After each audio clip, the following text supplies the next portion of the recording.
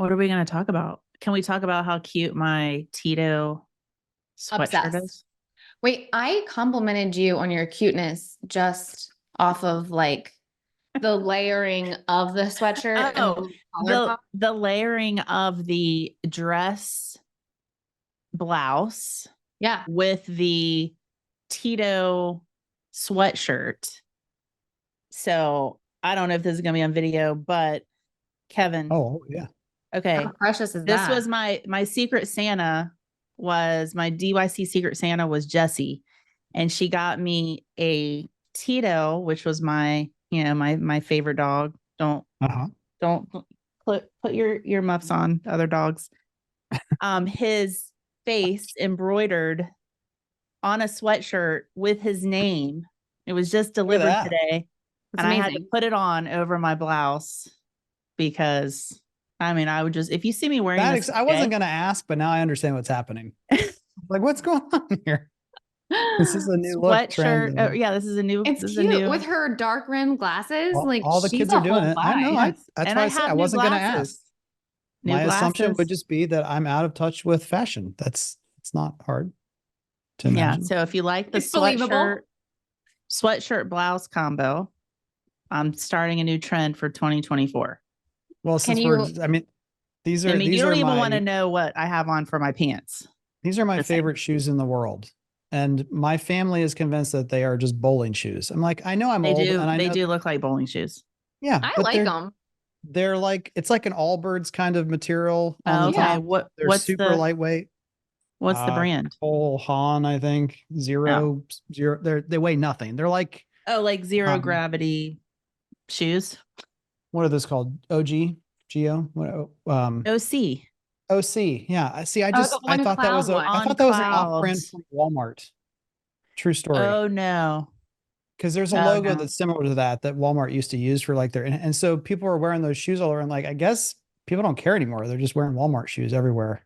Would you believe me if I told you? Find out they're actually expensive and would you believe me if I told you that the pants I have on have dog faces all over them? Yes. Yeah. That don't match. Don't match my Prove it. Prove it. I No, listen. please don't. I went downstairs to get some Olivia, coffee. are we recording? I don't know if we're recording. I don't know. I went downstairs to get some coffee, and my husband's like, nice look today.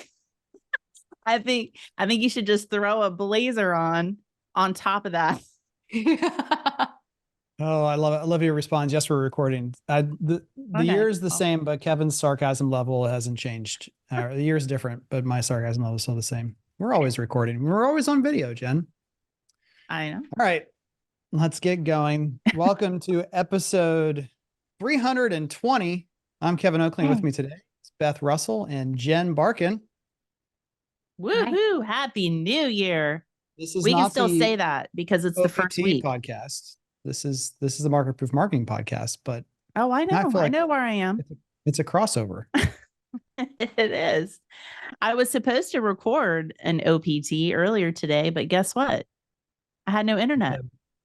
Oh, yeah, went I thought out you were after just our saving call. your energy for this. Oh no, I was just going to do 2 in one. I was just going to do 2 in the same day. She's that good. Yeah, my internet. I lost internet, so we got to move it. Oh. But I have internet for NPM, so let's rock. That's all that matters. I know. For me. All right, story time. It's January 4th, so we've had 3 working days to the year. So I want to hear all about your insights that you've gleaned from the first couple days. 2024. Who's going first? You're our special guest. Yeah. Oh, I'm going first. Oh my gosh. Yeah. Okay. I have a couple things. First of all, when last time I was on the podcast, I said that my word was discipline for the year. Do you remember this? I do remember. The discipline, and we got to be disciplined in everything you do, but I'm changing my mind. Discipline, yes, is still important. However, over the break, I was cleaning out my office and I actually dusted my shelves, and my sign that is normally behind me that says give and teach, it has another side. And I Oh, flipped it over. And what does it say?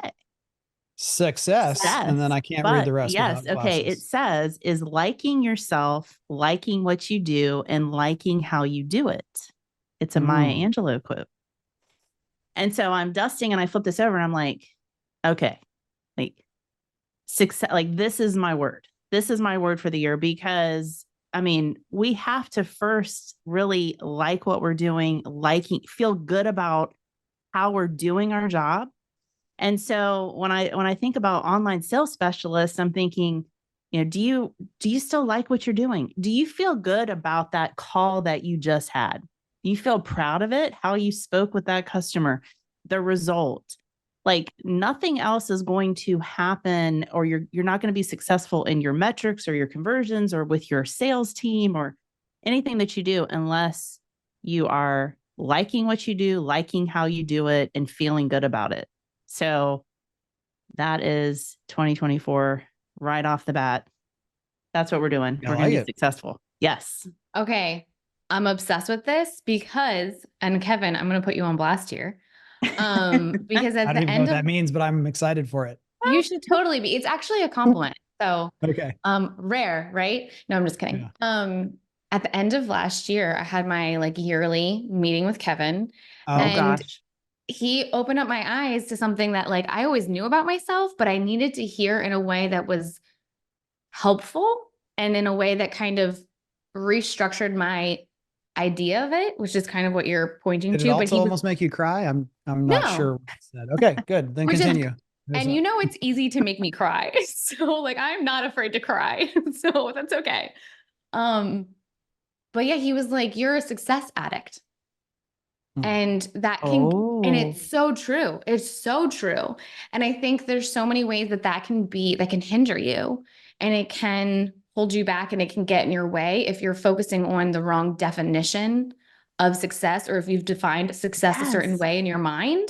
But if you Mhm. reframe it, like you're talking about here with this Maya Angelou quote, and you reframe of what success actually means, and you're able to harness that Yeah. addiction that both Kevin and I have, it's really like it creates a much healthier life and you become just a lot happier holistically. And I feel like that's what last year was for me, was kind of chipping away at some of those negative associations I had with success and redefining them in certain ways. And now it's just, you know, kind of continuing on in that process. I love that term. Um, Success addict. I hadn't, if I had heard it and someone I know told it to me, I apologize, but I was reading a book and there was a whole chapter on it. And that was success as defined by Maya Angelou. Immediately, I just thought like, well, that's sustainable success. Whereas a success addict is just like, okay, great. I did that yesterday. Nothing else matters. I'm starting over at zero. If I don't accomplish a new record milestone achievement, if I don't write another book, if I don't do another thing that just keeps pushing higher and higher, I've accomplished nothing. And that the danger of being a success addict in that sense is as you age, that becomes impossible to continue. And then you have two choices. You either just hang on forever and become like this irrelevant thing. And I mean, you're still a person, but everyone else around you is kind of like, why are they still trying to like act like they're 20? They're like, they're the teenager, like, mom, you don't have to be cool. You can be a cool mom, but you still need to be a mom. Like you don't have to try to be a teenager. That kind of vibe in a professional setting. Or you just like burn everything else in your life to try to achieve that next success, which a lot of people don't realize what comes with the success they're trying to achieve too. Mm-hmm. They just have Do no you think idea.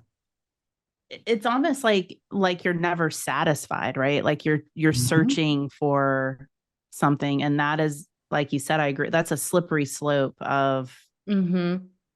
like not feeling fulfilled or happy or Yeah. Yeah, it's a really dangerous game because you're like Kevin was just talking about, you're constantly looking for you accomplish something and then it's what's next? What's next? But it's in a way that's not like geared towards just growing yourself or betterment or just like elevating what you're already doing. It's geared towards this like huge goal that you feel this need to set in order to feel that high and get those endorphins and get endorphins again of like, oh, I did it. And like crossing that off your list. And so how are you curing your addiction? Reframing how I see success and like having really good conversations. Like that's why I'm so grateful. I mean, not to get cheesy, Kevin, but that's why I'm so grateful of that conversation because Kevin and I have like we've he's got really good at emotions having coming out. Yeah, I don't feel good about this. Can we? I wanted to. So we have. You can say nice things later. We're not recording. There's so many great people on our team now that I never know for sure where things are coming from, and that's half the fun. But Carla, I'm saying this because I don't know if it's because someone else sent it to her or told her to read something. I don't even know where it's from, but she sent me this quote yesterday that said, "Slow success builds character, and fast success builds ego." And again, it's like, let's all be excited for the new year. Let's set some goals, but I just want to rage against this. Like, I've got to go climb the next Mount Everest, or 2024 is worthless. And so you had it on your phone too. Is that because she sent it to you, or you sent it to her? Okay. Yeah, I'm always wondering, like, where's this stuff coming from? But slow success builds character, fast success builds ego. And again, not that any one book has all the answers, but the key parts of the Maya Angelou quote here, which I can read from the show notes, is success is liking yourself, liking what you do, and liking how you do it. And I also would say the piece out on there is who you're doing it with, because the insight kind of for me was that relationships, and not to get too cheesy, but at the end of the day, it's like love, which can only be defined by relationships. It can be platonic love. I mean, there's multiple definitions of the word. Thank you, Greek language, for having 4 different definitions of the word love. But the point is, if you don't have relationships, and this is one of the things that I've been wondering a lot about, why there's been this fatigue that we've had ever since the pandemic in our industry, but I don't think it's just in our industry. And at first it was like, oh, it's because of the pace of change and the whiplash effect and just the continual. And now I'm wondering if it isn't really this lack of relationships, whether that's internally or, and it's just the way I've always been wired. This, I think, protected me a little bit from that, of like, we could do work for anyone. We could push buttons on a screen, but like the exciting thing, ironically, to some people in my personal life, it's like, I do really enjoy the relationships, the good and the bad, and the camaraderie that comes from solving problems with other people. And so I wonder if some of that is like, it creates this extra strong needs for this other kind of success because we're missing professional relationships that are more well-rounded because of the post-pandemic effect. Absolutely. And I think that's part of the reason why originally in the show notes, I had written down, 'tis the time for resolutions. And I think a lot of times when people are building their New Year resolutions, they're doing things very siloed through their own vision of who they are. And they're not doing enough with the people around them. And I think as marketers or as online sales, building those relationships that you're speaking to, Kevin, that's what we really need to focus on. We've been talking about, from a marketing perspective, how we need to tune in to the heart again, how we need to create personalized content, how we need to tug on that emotional process of the purchasing process. But we need to do that internally within our teams too, and strengthen those relationships. And I urge everyone to create resolutions, if you're someone that does that, collaboratively with your team, so that you approach it more externally and less internally, and strengthen the relationships that you guys have as a team and as a company, so that it doesn't continue to just dissolve and break. Yeah, I feel like, Jen, this is going to make sense from your perspective. If we still have you, looks like you're having some internet issues again, or you're just not happy with me from your video. I can't tell. Just kidding. She just froze for a little bit. But Beth, I just think, again, what we observe from the outside and from what people describe is like, hey, my sales manager kind of buzzes in with, I need these 2 pieces of data and I'm out, or we need to get this stuff done and I'm out. And then you have these other kind of like 100% just relationship or team building focused events, but those are helpful. we even talked, at the summit, like, hey, do we want to have some offsite stuff for the Do You Convert team? And everyone was kind of like, at first I was like, people aren't excited to just go someplace fun and have fun together. And then the more I thought about it, I was like, but it's actually like, we have other ways that we found to have a relationship as a team. But this whole, like, I'm here to give quick technical answers to someone else, sales manager, division president, whoever. And we don't have this kind of ongoing team building occurring within the work itself in the same way. Yeah, This is different. it is. And when that happens, when that breakdown is there and those gaps in the relationships are present, it has a huge domino effect in so many ways, whether it be like as minimal as the data is not accurate, or there's contention and people can't work together. And so they're not able to solve problems together. And a problem just keeps getting bigger and bigger and bigger, which then turns into a larger issue of money is not being properly allocated. And, that has its own problems Sure. from the top down. So You just it's really said interesting. dashboards or reports, and that I'm going to shift the conversation towards my story time. But on the way to my story time, I was listening to the Lex Friedman podcast with Jeff Bezos, and it was fascinating because of the amount of, it's a really long form podcast. Typically his shows are like 2-3 hours or longer with guests. And so to hear Jeff talk with outside of a soundbite for as long as he did about the process of building the company was really interesting. One of the things he said is, I always trusted anecdotes. When anecdotes and data conflicted, individual stories of consumers having issues or good or bad, whatever, I always trusted the anecdote more than the data. And I think that is so far away from where we are now, again, as managers who have grown up believing or being told that the answer is 100% implicitly there in your dashboard or report. And we've gotten pretty good at this at DoConvert of helping people see past it, but they're like, no, like well, one real clear example from a couple of years ago is like, oh, chat's doing awesome for us. Like, look at all that we're getting from chat, and customers love it. We love it. We're like, okay, but it takes, your average response time to a chat is 1 hour and 20 minutes. I don't think, like, the anecdotal experience of that customer waiting forever, essentially, to get an answer is not good. So Jeff saying, the example he gave is that there was a dashboard that said that their wait times were like 2 minutes or less, I think, for like calling into Amazon for support. And yet they were getting all these individual anecdotes of people who were really mad about their experience with having to wait too long. They're like, well, the report says everything's great. He's like, all right, let's just call in a meeting with like 10 people in the room. Let's just call and see what happens. And they waited on hold. I can't remember the exact, I think I want to say it was like 20 minutes. And he just let it go because it was proving his point of like, look, folks, we can't just say the data looks good, the numbers look good, and back away from the anecdotal stories. Well, this is why communication with, who is the first person to talk to customers at your company? Online sales. Like, Yep. and there's still that siloed situation sometimes where they're just on an island doing their own thing, and they need to be proactively communicating. Management needs to be asking questions, be curious, be talking, and not just look at a report like you're saying and go, okay, like we're good. No, have a conversation about it. What are people saying? What are customers talking about? What questions are you getting? What's happening, when they come out on site with these appointments? What are they saying? Like, diving deep and having those conversations is so important.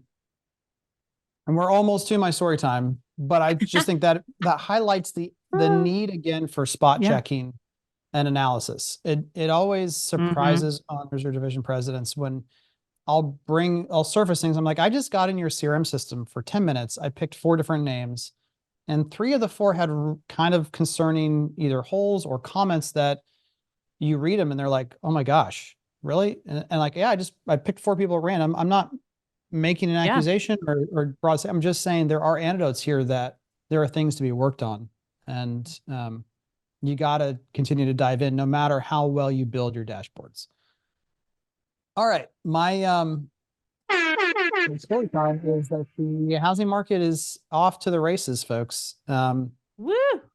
We are now the latest snapshot data that I can see right now from home builder data, which is, I believe we've crossed like 120, 125 builders at this point, and more coming on, is we're only about 7,000 users away from hitting another all-time high in website traffic to home builder websites nationally. The dates after the Christmas, pretty consistently a 10% increase year over year. Again, national averages. But on January 2nd, the system tracked 200,000 unique individuals who are on home builder websites looking at houses in that single day. So we're back. And then also, just like I talked about, the anecdotal stories of all of the folks that we've had calls with since the first of the year is, holy smokes, things are heating up quickly. And one builder we talked to this morning, in the first 2 days of the year, their team had set 51 appointments. Yeah. I was like, wait, what? Yeah. And that's amazing of itself. But even the ratio of lead to appointment had doubled. So it wasn't just that like things had returned to normal, but the efficiency of what was going on and the drive of the customer and wanting to take that next step was there. So this is your official notice. We are, and for those of you on video, I'll share the screen quickly so you can see this here. The yellow line is total users.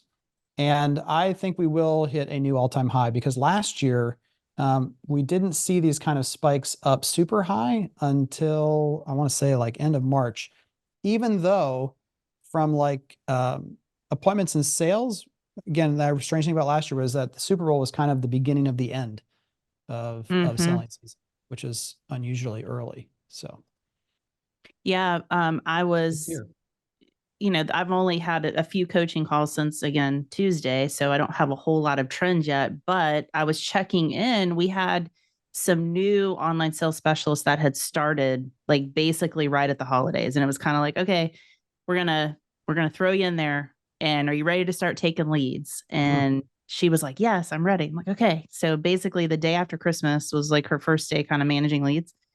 And I checked in with her yesterday, and she wrote back and said, she's like, am I managing leads? Oh my gosh, yes. I've set 32 appointments, 25 have shown up. I had a sale.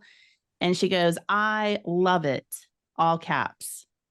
So I'm like, yes, this is amazing on so many levels, because she's loving it. She's seeing success. 35 appointments or whatever, 32 appointments, whatever it was in the last few days. I mean, that's great. Brand new at that. So it was really, really awesome. Yeah, I think that, and this is the last kind of strange thing that I just want to talk about, because we got off a leadership call, and one of the senior people was having trouble with a senior or mid-level manager kind of doing the right behaviors. And we talked about, obviously, consequences are an important part of this, but also motivators, like the reasons why you would want to do something. And one of the reasons people oftentimes have a hard time developing a habit, and this comes from the book I keep referencing over and over again, Epic Change, is a lack of early feedback that's positive, right? You think about, like, if you're going to start an exercise routine to try to build muscle mass, it's going to take you 30, 60 days before you really, people just don't make it that long.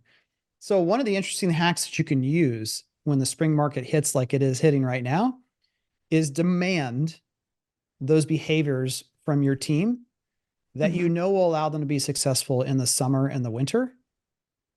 And there's this weird thing that can happen where, in this case, it was someone who is often not on time to meetings. It's like, you say you have to be 5 minutes early to everything all the time, and here's the behaviors you want to hit. And then guess what? You can, when you exceed your sales goal in January, which you're going to have a really good opportunity to do, you can make a connection that isn't really there with those behaviors, and help them feel like that is the early feedback of, yes, I'm doing things the right way. And then surprise, if they continue that habit because they're getting that feedback of this is working, the summer is not going to be as bad as it typically has been. In the fourth quarter, you'll figure it out. Pre-sale without fail, when we developed it at Heartland, was partly because, I mean, we did a launch that nothing in that book was done, but we sold 14 houses. And the answer was, well, that's just pent up demand. This is a really hot area. And that's why we sold it. And that might well be the truth, but by having a defined, repeatable process, it taught everyone in the company that this is how we do it. And sometimes it wouldn't have been necessary to get decent results or good results, but it, because of the faith and belief in that process and following it, meant that even our C locations would perform like A locations at the launch. So use that hack in the spring market of demanding the behaviors from your team that you know is best for them, and then tie that connection to the immediate results that probably would have happened anyway. Just don't tell them that. My favorite thing about that is that you didn't say, hey, motivate them with extra bonuses or sales contests and things like that, because I started a book last night and I can't remember the name of it right now, so don't judge me, I apologize. But it was talking about a study that was done where different groups of people and different motivations, people essentially only change if they want to change. And so in one group, they were provided with some sort of positive reward, whether it was compensation or whatever.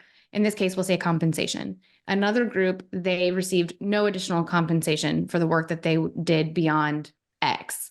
And what they found over time is that the team that didn't receive compensation, although they didn't have as high of a spike in terms of productivity, they were steady in their productivity. And over time it grew because they were becoming self-motivated. Whereas discipline, they had discipline. Yeah. And they were being rewarded by things like you're talking about, like great feedback and their own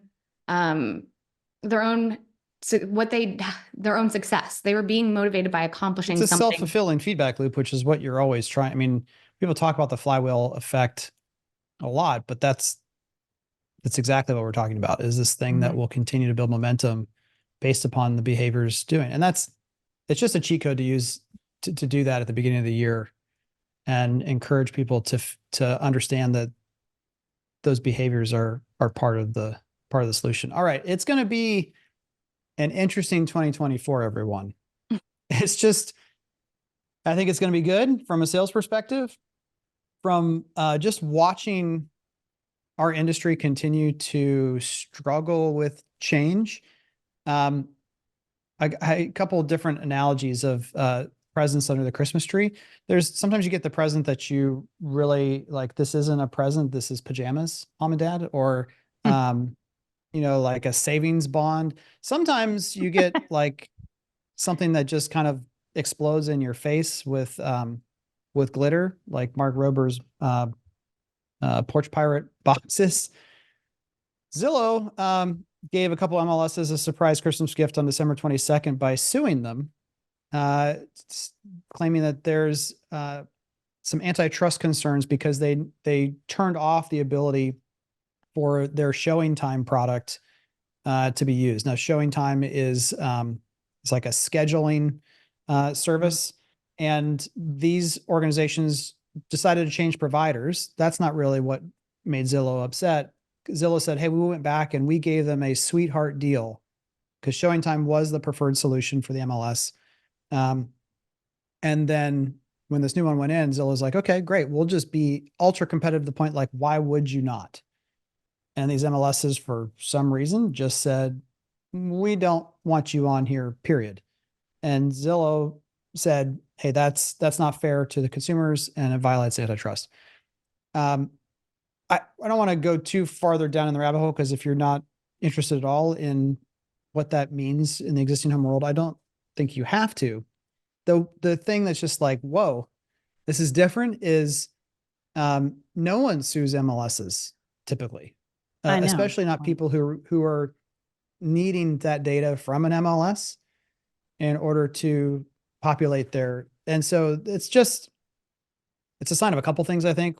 One is ever since the NAR lawsuits, there's just this general thing of like, it's almost, I don't know, Beth, I feel like you'd some military thing from your husband, but like, it is almost that that spider web effect of like, That's what I okay, was thinking. someone got punched in the face and there really was no response. And now a whole bunch of other people are like, I don't know, maybe this is like a paper tiger or not a real tiger. And, Zillow certainly has the resources and the people with intelligent, understanding of how this works to say, I mean, they must feel pretty confident that they're going to either win or ultimately get what they want. And that's just new. It's different. I just feel like this is it's almost just like a domino effect, or I guess kind of like you're saying, like the spider web where it started with the NAR stuff and now it's like I think we're just going to continue to see these different things popping up around real estate and brokerage and how we buy our homes in general. Like it's really going to be interesting to see what else. We said it last year when this first started, like this was the first chess piece in the game. Yeah. And a lot of pieces have since moved. And so it's going to be interesting to see how it folds out. And continue to move. I think that's what surprised. I mean, some people that are really good friends of mine, and I would say have more experience than I do in a lot of areas of home building. They're they were talking to someone else and they're like, yeah, Kevin thinks this is going to have a big impact. I don't think it's going to have an impact for like 8 to 10 years. And then 2 weeks later, they're like, oh shoot. Well, yeah, Kevin Maybe might I be should more pay right. attention to this a little bit more. Yeah. Yeah. In fact, Jen, you were saying you know people who were brokers who were like, I don't know what you're talking about.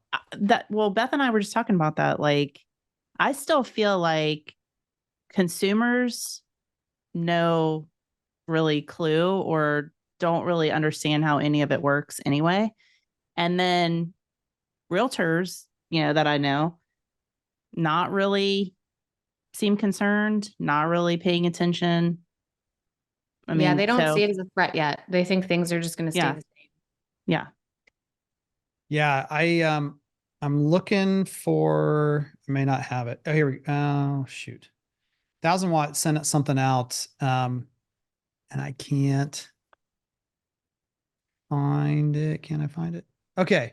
Which statement best represents your opinion about the issue in the trial and the trial outcome? 40% said the National Association of Realtors and big real estate companies are finally facing consequences for ripping off home buyers and sellers with excessive commissions and fees. So this is surveys of consumers. 40% said basically, heck yeah. Okay. We're tired of getting ripped off. 10% said real estate agents are being attacked wrongly and this trial verdict was wrong. That's probably people who are related to someone in the industry. Right? Or realtors themselves. I mean, because there's a lot of them. So that's possible. And then 50% said real estate agents who work with buyers will now have to negotiate how they are compensated directly with those buyer clients. And this makes sense to me. So 90% of people either said the verdict makes sense or heck yeah, we're excited about this. It's about time. Only 10% were saying, no, this isn't that big of a deal. And they got this wrong. And so in the court of public opinion, 1000 Watt's saying like, you're just going to have to start changing how you talk to consumers. If you're a realtor or a broker, you have to start that like now, because more people will become aware of it if they're not. Right. And they're just, and they don't want to be blindsided after the fact if they didn't know about it. I mean, I think, I think it's better to be transparent. So that's the present under the tree that you probably shouldn't have opened to begin with. The other present is that present, like you forgot was there. You're getting ready to put the tree down. You're like, oh, wait, there's a present like way back underneath the tree. I want one of those. What is it? Everyone just kind of forgot. Did that ever happen to you? That happened to me a couple times. An ember mug. Oh, not yet. That's true. Not yet, Jen. That's the end of the episode. I know you're doing lots of podcasts and you're getting confused, but sorry. The present that a lot of people don't realize is under the tree. And I'm talking about consumers who are going to be shopping for homes this spring, is they have no idea what kind of home equity they have. They do not understand the true change in value of their current home, or they do not believe it's real because the overall lack of volume makes them feel uncertain that, well, okay, great. That one house that went up for sale that I noticed in the last 3 months in my neighborhood sold for a crazy number, but that's probably just a one-off. I'm telling you, and we heard anecdotal stories today from someone who at a sales meeting, a couple of salespeople brought up that they'd been talking more about this and having success explaining the equity that they have that they didn't realize and how that could help them combat Purchasing. affordability issues with a home that they want. And Mhm. so we have to make sure consumers find that present, open it, and understand what it means. If they currently own a home, they know their house is worth more, but most of them have no clue or don't believe that it's 30, 40, 50% more than it was 2.5, 3 years ago. Mm-hmm. Yeah. And the first step is our teams understanding how to figure that out and educating themselves on what that means, because there's a ton of salespeople out there that have no idea how to teach that to someone. No, I'm still waiting for either someone like Opendoor or Zillow or someone to like add a free plugin to every home builder's mortgage calculator that just says, oh, you're playing with a mortgage calculator? Great. Why don't you plug in your current address if you have one, and we'll automatically roll in estimated equity into that calculation, because holy smokes, that can change the game. Yeah. Just a free idea for whoever wants to, someone out there might want to I'm give that doing to it. builders. Ping us if you do it. We wanna track it. We want to see it. All right. First up for real on the news is U-Haul migration trends. Texas and Florida, once again, top growth states in 2023. Texas netted the largest number of movers in a one-way U-Haul equipment rental.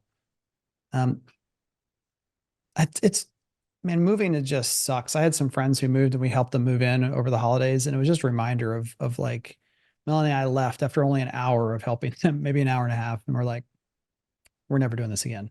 Welcome Never, to ever, ever, ever. How many years has Texas and Florida been like at the top as like the most?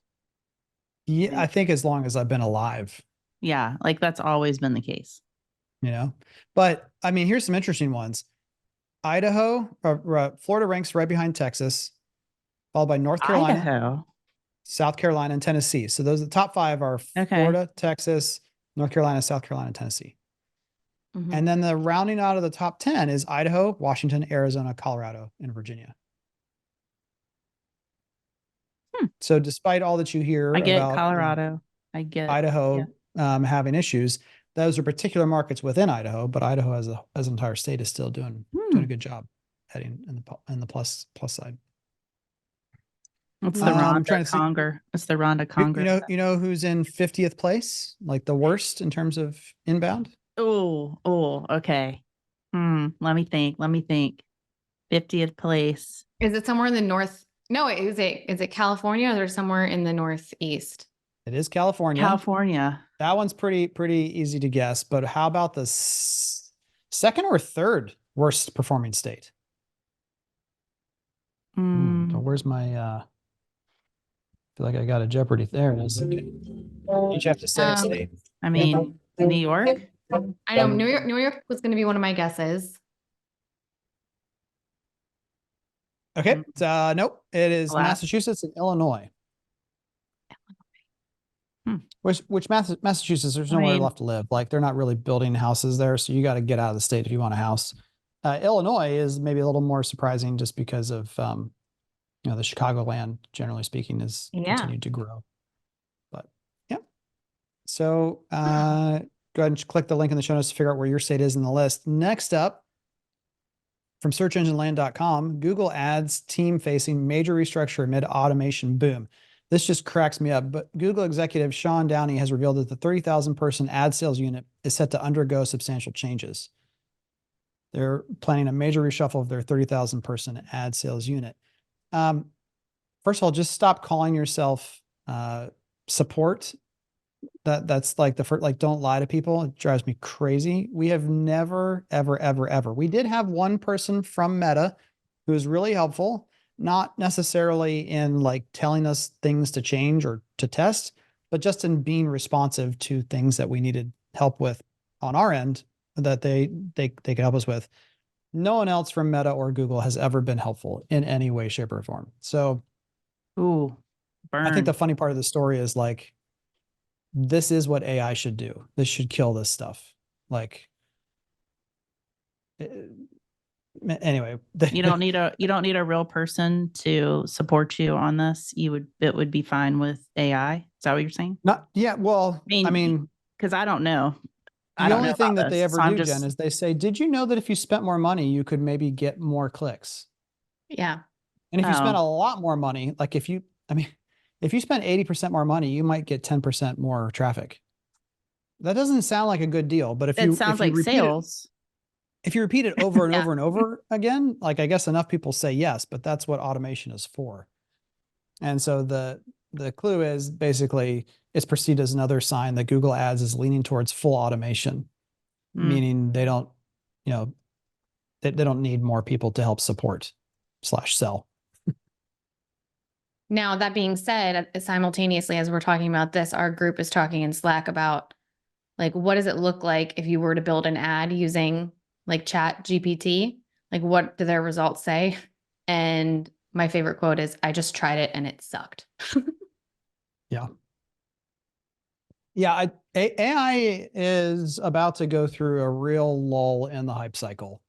2023 it's the answer for everything. And even, I follow some of the people on LinkedIn who constantly post something new every day, but it's like none of that. If it matters, you're still putting a human on it. And that human might use an AI tool to help with some of the brainstorming process, but the idea of copy and paste on that. And again, I just can't emphasize enough. It's not thinking yet. There is no thought. Exactly. It is pattern recognition only. It can So only yeah, push out the data that it's receiving, and that data isn't enough yet for it to do anything that we're not doing faster. Yeah. And better. Yep. We Next up from the Builders Daily, which is a fantastic publication. John McManus is almost always going to be a must-read article, and I thought this one was interesting in that it touched on kind of both things that make me excited. He frames it as that there's two challenges set in the terms and conditions for success, but one is psychological and one is math. And I was like, this is going to be interesting. So the That psychological is right up challenge, your alley. right? Mhm. It's like let's crime in all these parts of the brain in one and have a really fun conversation. Psychological challenge has two layers. One is to spark households who can now buy, to put hesitation aside and take the plunge. That's kind of what we talked about for, gosh, at least the last half of 2023, 6 months or so of like, they're out there, they're looking. You've got to help them get over the hump of this would be a bad decision as a consumer to begin or continue this process. The other layer is to narrow the consideration set of purchase options to a single pathway forward.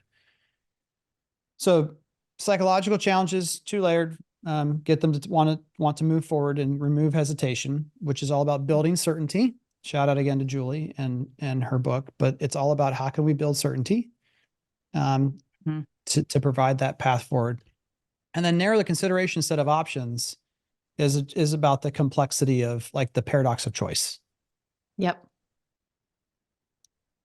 And the only thing I'll say to that is there is a difference still.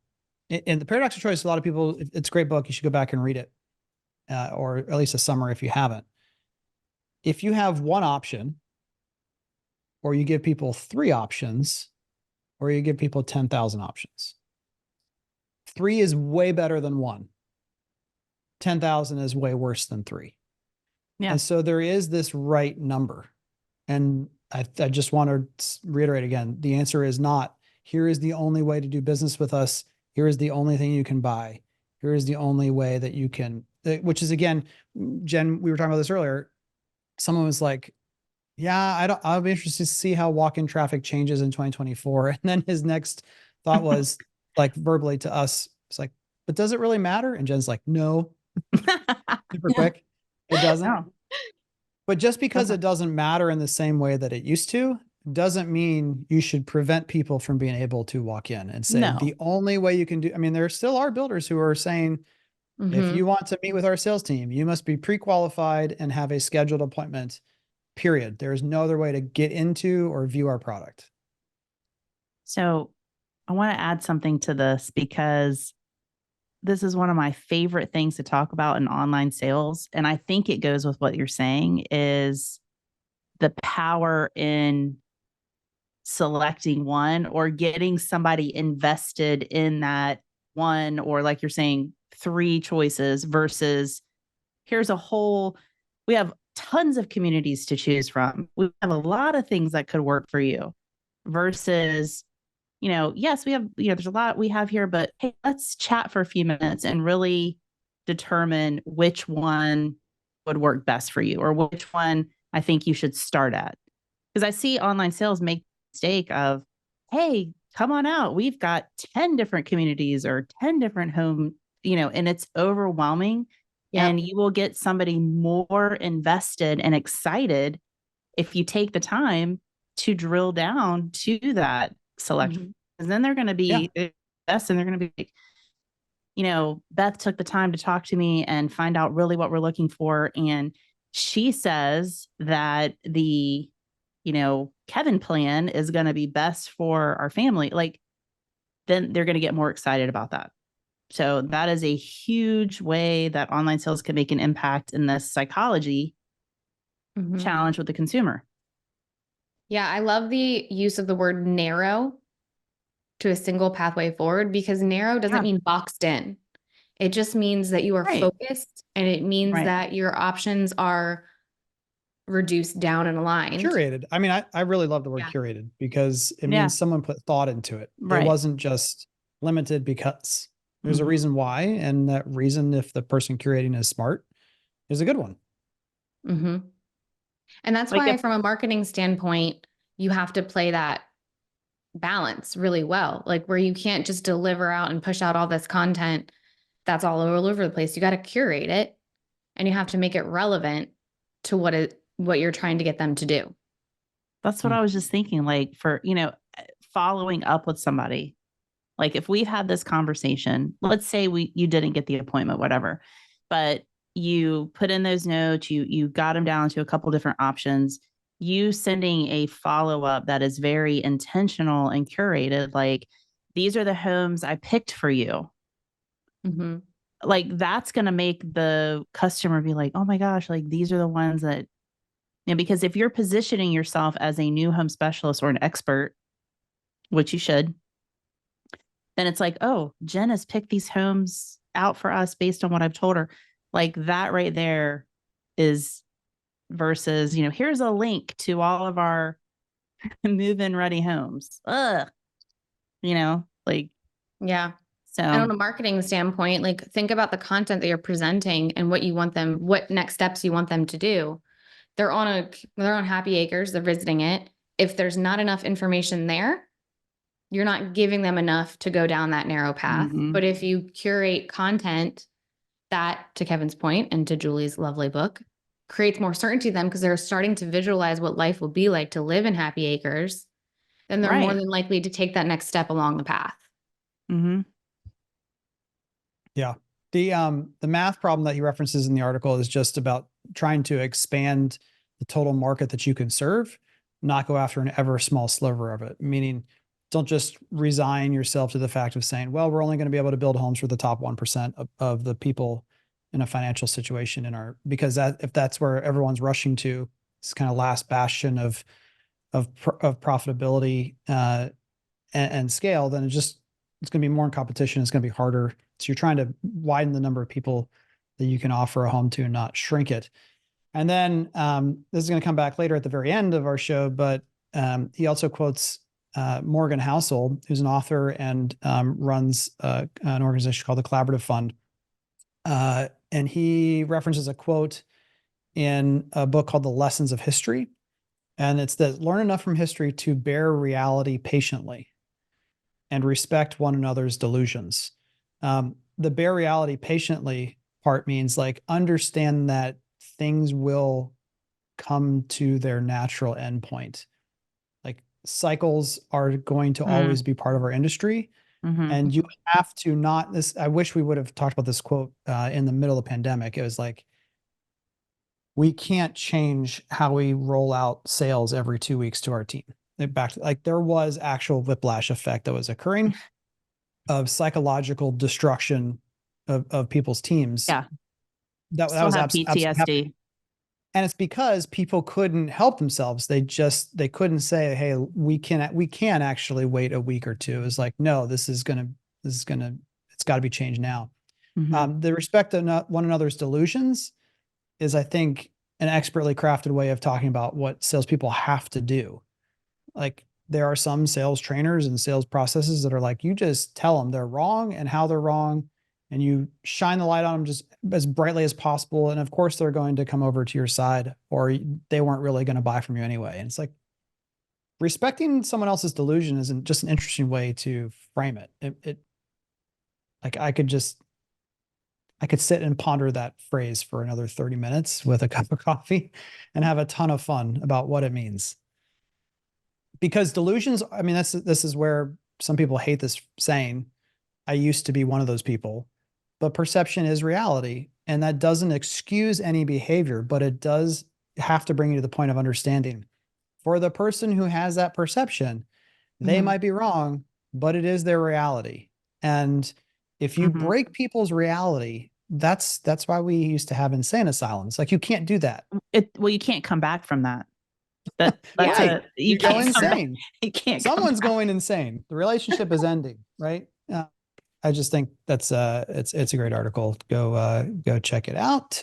And last but not least, from realestatenews.com, what higher sales numbers could mean for the year ahead. Moxie Works predicts home sales will increase 8% in volume year over year in January, which could bolster economic predictions of a rebound in 2024. You guys can talk about whatever parts you find insightful about this article, but to me, the big thing is saying an 8% increase is it's a good increase, not an amount of increase that could terrify you. Meaning if the number of existing homes on the market were to begin to increase by 30, 40%, that would not be good for home builders. Would not be good for home builders. But I really think this like 8 to 10% range, especially from the low that we're at of available homes, can just give people this greater confidence that the market isn't frozen. Yeah, exactly. That I can trade up. Yeah, I think it's a good trade thing. down, trade sideways. It goes back to the psychology of it all. You know, the mindset shift from where we were last year in comparison to this year is different. And if the market increases just that amount, it's enough to move the needle in overall confidence for people to want to make the change, who are willing and able to.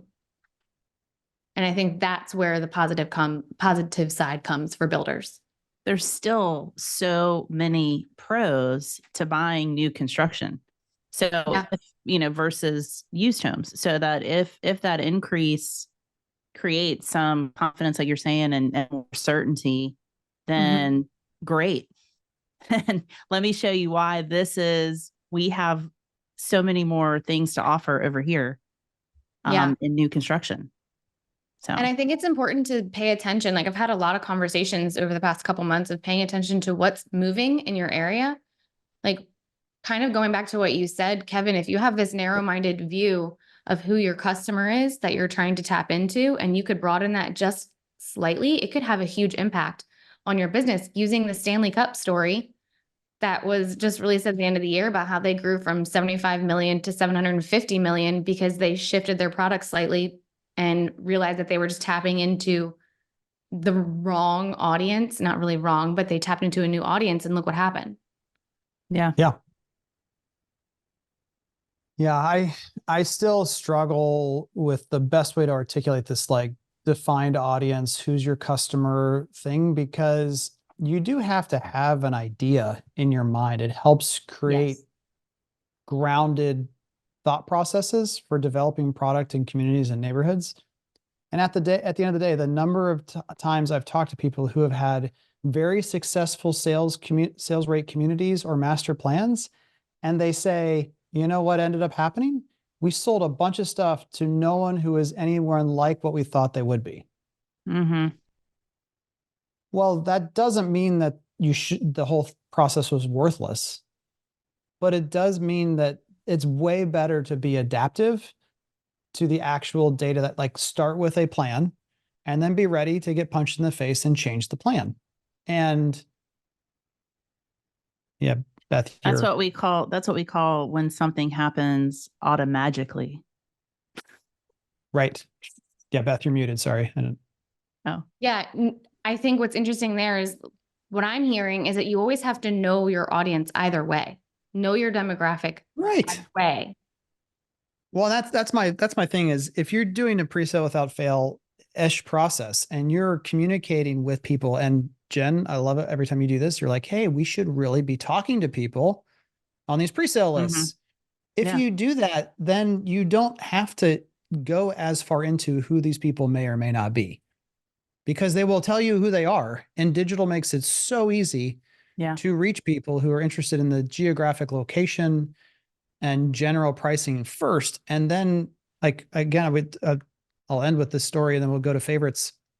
Is I feel like I tell this at least twice a year, but a townhome project in Pittsburgh where we thought the audience was going to be dual income, no kids people who wanted to live in a really uptown area in a three or four story out of the ground townhome building.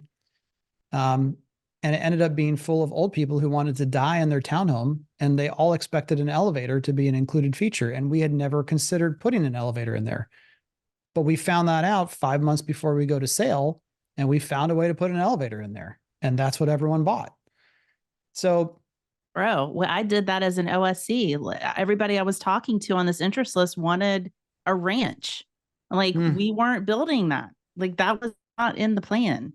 And I went to the builder and I was like, all these people, they're calling in because they want this ranch.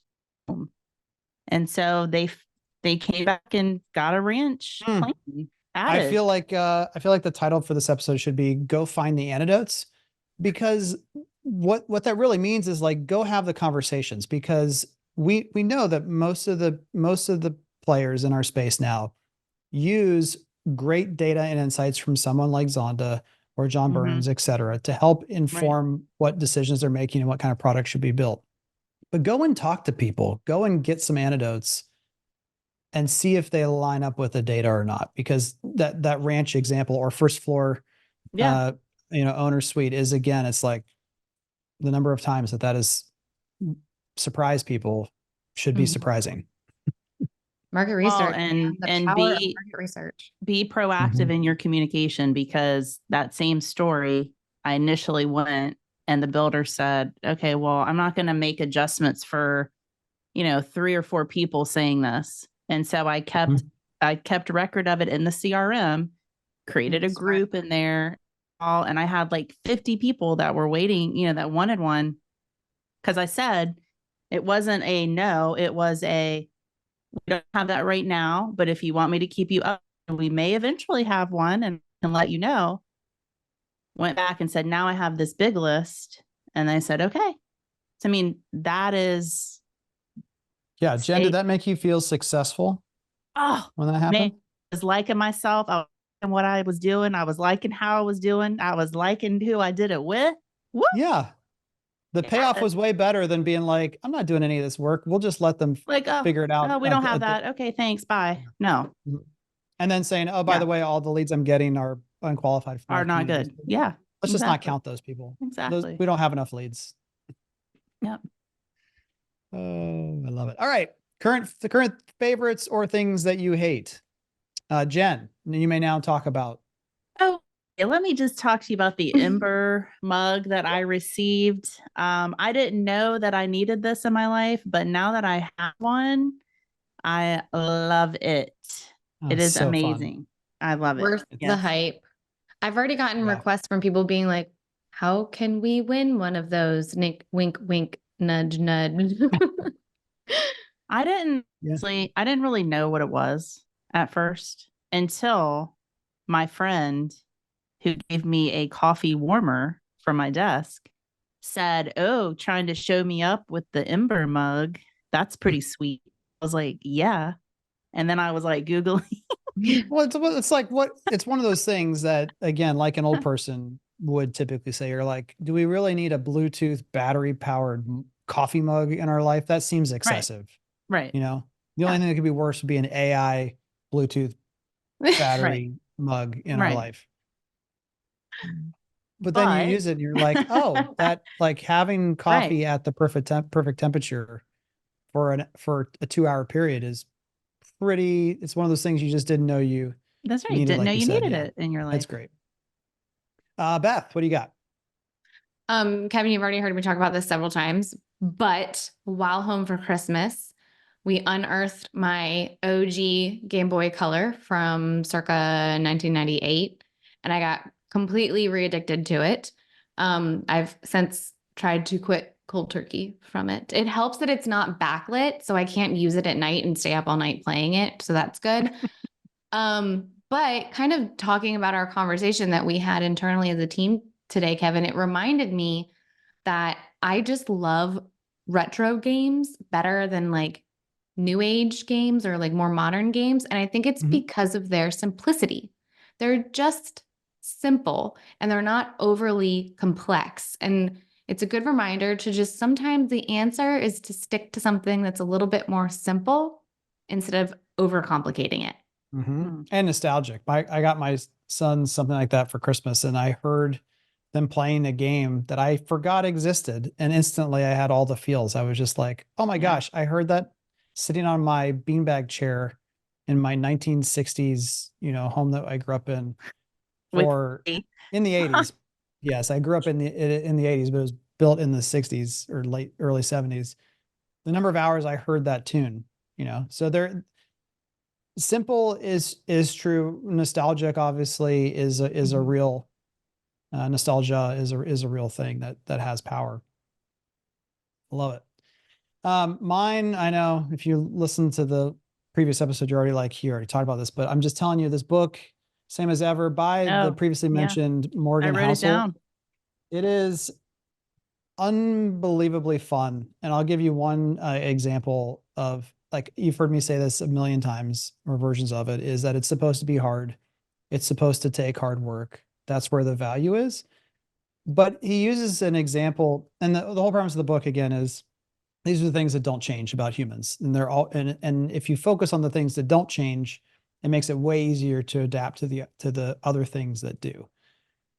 And he talks about this conversation that I believe is happening between Jerry Seinfeld and David Letterman. And they were talking about how one of them was feeling like they weren't getting a lot of good results from their writers that they had hired. And the other one said, wouldn't it be more strange if, like, these people always came up with comedic gold every day, and just like they just snapped their fingers and the funniest sketches of your life came out? Like, that would be even stranger, wouldn't it? And they both were like, yeah, actually, this is supposed to be hard. Like, there's no way to get around it. You've got to do the hard work and put it in. And so I think there's 23, 24 different examples of that. And it's a great bookend. I mean, the trilogy to me of psychological marketing is Influenced by Cialdini, Predictably Irrational by Dan Ariely, and Same as Ever by Morgan Housel. Those three books together, to me, and then really digging deep into the sales process that your company uses, connecting those dots to tangibly what you do every day is incredibly important. And all three of those books will help you do it. And what did you tell us? What did you tell us about? What did you tell us about Spotify though earlier too? Oh yeah, this is just a general life hack. Yeah, is Spotify now includes a certain number of hours. I think it's 10. I think I've gone over 4 or 5 already this month, and it's still working. Of audiobooks, and so you can skip around. It's not by like you have to check out one audiobook and that's it for the month. It's just a number of hours, and you can skip around and listen to what you want and decide, nope, that one's not worth it. So I don't think it's totally the death of Audible, but I would for sure skip around. And then if you really like a book and you're running low on time, then buy it with your Audible credit. But it didn't work for me because my husband is the manager of our Duo account. Oh, I don't know. I don't know what that means, but you need to fix that. Yeah. Yeah. He reads way more than I do. So you need to get a family plan. Just get the family plan. That's what we have, the family plan. The audiobook is only for the manager of the family plan. Get out. Well, it's good to be the manager then. I'm glad I'm the manager. Yeah, right. Got to stick to my Libby. Oh, shoot. All right. I just learned about Libby. Should I not? I'm like, I just learned about that. You're concerned about Libby? What does that mean? No, I just learned. I just know about it. Your kids are all out of school. They're out of the house. Yeah. I just learned about it. Yeah, Like Jesse told me. well, the thing you got to be careful of as we round out the show is it's hard to get kids to read anymore because they're like, I mean, my 9-year-old is supposed to read a book over Christmas vacation, and we're making sure he's physically reading the book. And he's like hacking in his iPad to download Libby, creating a fake library card number somehow, creating an account just to get Yes. the audiobook version of the book he's supposed to read so he Yep. can just lay down and listen to it. Love So, it. Hacking thing. That sounds like your child. Sounds sounds like genius an to Oakley. me. Sounds like an Oakley. Genius. All right, that'll do it for this week. Again, Thanks, hope guys. your new year is off to a great start. The market's here. Have fun with it. Best of success, and we'll see you next week.